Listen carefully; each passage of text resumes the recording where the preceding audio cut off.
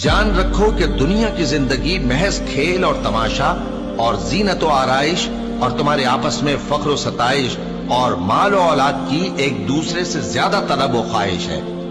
اس کی مثال ایسی ہے جیسے بارش کہ اس سے اگنے والی کھیتی کسانوں کو بھری لگتی ہے، پھر وہ کھیتی خوب زور پر آتی ہے، پھر اے دیکھنے والے تو اس کو دیکھتا ہے کہ پک کر زرد پڑ جاتی ہے، پھر چورا چورا ہو جاتی ہے۔ اور آخرت میں کافروں کے لیے عذاب شدید اور مومنوں کے لیے اللہ کی طرف سے بخشش اور خوشنودی ہے۔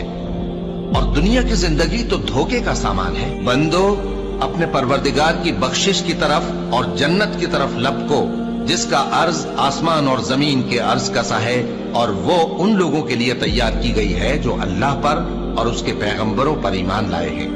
یہ اللہ کا فضل ہے، جسے چاہے عطا فرمائے، اور اللہ بڑے فضل کا مالک